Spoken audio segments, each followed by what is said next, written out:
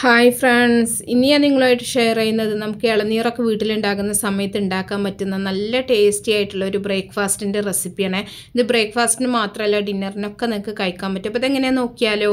ആദ്യം തന്നെ ഒരു മിക്സിയുടെ ജാറിലേക്ക് കുതിർത്ത് കഴുകി വാരിയെടുത്തിട്ടുള്ള പച്ചരിയാണ് ഇട്ട് കൊടുക്കുന്നത്. ഞാനിവിടെ 2 കപ്പ് പച്ചരിയാണ് കുതിർത്ത് എടുത്തിട്ടുള്ളത്. ഇനി ഇതിലേക്ക് 2 ഇളനീരിൻ്റെ വെള്ളം മുഴുവനായിട്ട് നമ്മൾ ചേർക്കുന്നുണ്ട്. അപ്പോൾ മിക്സിയിൽ നിങ്ങൾ അരച്ചെടുക്കുന്നതിന് ആവശ്യമായിട്ടുള്ള വെള്ളം ചേർക്കണം കേട്ടോ. അപ്പോൾ ഞാനിവിടെ 2 ഇളനീർ വെള്ളമാണ് ചേർത്തിട്ടുള്ളത്. ഇനി ഇതിലേക്ക് നമ്മൾ 1 ഇളനീരിൻ്റെ കാമ്പ് മുഴുവനായിട്ടും ചേർക്കുന്നുണ്ട്. അപ്പോൾ 2 ഇളനീരിൻ്റെ വെള്ളവും 1 ഇളനീരിൻ്റെ കാമ്പുമാണ് നമ്മൾ ഈ ഒരു 2 കപ്പ് പച്ചരിയിലേക്ക് ചേർക്കേണ്ടത് കേട്ടോ. അപ്പോൾ നിങ്ങൾ ഉണ്ടാക്കുന്ന സമയത്ത് അളവുകളൊന്നും തെറ്റണ്ട, അപ്പോൾ കറക്റ്റായിട്ട് തന്നെ നിങ്ങൾക്ക് കിട്ടും.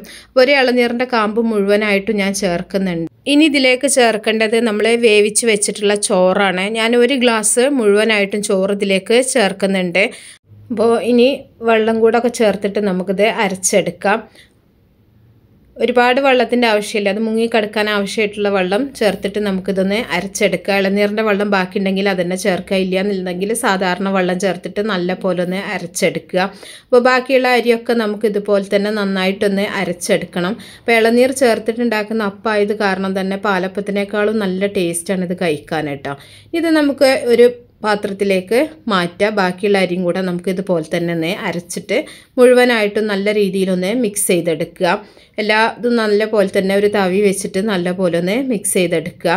അതിനുശേഷം നമ്മളിത് അടച്ചു വെക്കുകയാണ് ചെയ്യുന്നത്. അപ്പം നമ്മൾ രാത്രിയൊക്കെ അരച്ചു വെക്കുകയാണെന്നുണ്ടെങ്കിൽ നമുക്ക് രാവിലെ ബ്രേക്ക്ഫാസ്റ്റിന് ഉണ്ടാക്കാൻ പറ്റും. ഇല്ല വൈകുന്നേരത്തിനാണ് വേണ്ടതെന്നുണ്ടെങ്കിൽ നിങ്ങൾ രാവിലെയൊക്കെ അരച്ചു വെച്ചാൽ മതി. അപ്പോൾ അത്രയേ ഉള്ളൂ, അരച്ചു വെക്കണം കേട്ടോ നിർബന്ധമായിട്ടും. നമ്മളിതിൽ സോഡാപ്പൊടിയോ ഈസ്റ്റോ ഒന്നും ചേർക്കണില്ല, അതുകൊണ്ട് തന്നെ ഇത് മാവ് റെസ്റ്റ് ചെയ്യാനായിട്ട് മാറ്റി വെക്കണം. അപ്പോൾ രാത്രി അരച്ചു വെച്ചിട്ട് നമുക്ക് രാവിലെ തുറന്നിട്ട് ഉപ്പും മിക്സ് ചെയ്തിട്ട് നമുക്കിത് അപ്പമായിട്ട് ചുട്ടെടുക്കാൻ പറ്റും. ഇതിൽ ഇനി ഉപ്പ് മാത്രമേ നമ്മൾ ചേർക്കേണ്ടതുള്ളൂ. അപ്പോൾ ഞാൻ രാവിലെ തുറന്നിട്ടുള്ളതാണ് കേട്ടോ. അപ്പോൾ നന്നായിട്ട് തന്നെ മാവ് പൊങ്ങി വന്നിട്ടുണ്ട്. ഇനി ആവശ്യത്തിനുള്ള ഉപ്പും കൂടെ ചേർത്തിട്ട് നല്ല പോലെ നമുക്കൊന്ന് മിക്സ് ചെയ്തെടുക്കുക. ഉപ്പ് നമ്മൾ രാത്രി തന്നെ ഇട്ട് വെക്കുകയാണെന്നുണ്ടെങ്കിൽ മാവ് പുളിച്ചു പോവും, അതുകൊണ്ട് ഉപ്പ് രാവിലെ ചേർത്താൽ മതി കേട്ടോ. അപ്പോൾ ഈ തേങ്ങൻ്റെ ഇളനീരും ഇതൊക്കെ ചേർക്കുന്നതുകൊണ്ട് തന്നെ ഇതിൽ പഞ്ചസാരയൊന്നും ചേർക്കേണ്ട ആവശ്യമില്ല. ആവശ്യത്തിനുള്ള ഉപ്പ് മാത്രം നിങ്ങൾ ചേർത്താൽ മതി. ഉപ്പ് ചേർത്തിട്ട് നല്ല പോലെ ഒന്ന് മിക്സ് ചെയ്തെടുക്കുക. സാധാരണ നമ്മൾ തേങ്ങയും തേങ്ങാവെള്ളം ചേർത്തിട്ട് ഈ ഒരു അപ്പം ഉണ്ടാക്കാറുണ്ട്. അപ്പോൾ ഇളനീർ ചേർത്തിട്ട് ഉണ്ടാക്കുകയാണെന്നുണ്ടെങ്കിൽ നല്ല ടേസ്റ്റാണ്, നല്ല സോഫ്റ്റുമാണ്. ഇനി നന്നായിട്ട് മിക്സ് ചെയ്തിട്ട് സാധാരണ നമ്മൾ പാലപ്പം ഉണ്ടാക്കുന്ന ചട്ടിയിൽ ഒഴിച്ചിട്ട് ഇതുപോലെ ചുറ്റിച്ചെടുക്കുക. ഇല്ലെങ്കിൽ ഇരുമ്പിൻ്റെ ചീനച്ചട്ടിയിൽ നമുക്കിത് ചുട്ടെടുക്കാൻ പറ്റും കേട്ടോ. ഇനി ഒരു പാലപ്പത്തിൻ്റെ ചട്ടി തന്നെ നിർബന്ധമൊന്നുമില്ല. അപ്പച്ചട്ടി ഇല്ലെങ്കിൽ സാധാരണ ചീനച്ചട്ടിയിലും നമുക്ക് ഈ ഒരു അപ്പം ഉണ്ടാക്കിയെടുക്കാൻ പറ്റും. ഇല്ലെങ്കിൽ ദോശയുടെ തവയിലും നമുക്കിത് ഇങ്ങനെ ഒഴിച്ചിട്ട് ചുട്ടെടുക്കാൻ പറ്റും.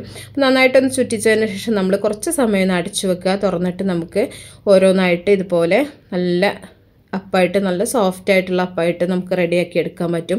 ഇതിൻ്റെ കൂടെ നിങ്ങൾ വെജിറ്റേറിയൻസ് ആണെന്നുണ്ടെങ്കിൽ സ്റ്റൂ നല്ലൊരു കോമ്പിനേഷനാണ്. അതുപോലെ അല്ലാത്തവരാണെന്നുണ്ടെങ്കിൽ ബീഫോ ചിക്കനോ ഒക്കെ നിങ്ങൾക്ക് കറി അല്ലെങ്കിൽ റോസ്റ്റൊക്കെ ഇതിൻ്റെ കൂടെ നന്നായിട്ട് തന്നെ കഴിക്കാൻ പറ്റും. അപ്പോൾ എല്ലാവരും ട്രൈ ചെയ്ത് നോക്കുക. ഇഷ്ടപ്പെട്ടാൽ തീർച്ചയായിട്ടും നിങ്ങൾ ലൈക്ക് ചെയ്യുക, അതുപോലെ ഷെയർ ചെയ്യുക, മാക്സിമം സപ്പോർട്ട് ചെയ്യുക. അപ്പോൾ ഇനിയും നല്ല നല്ല റെസിപ്പികളൊക്കെ ആയിട്ട് നമുക്ക് അടുത്തൊരു വീഡിയോയിൽ കാണാം. ഓക്കേ.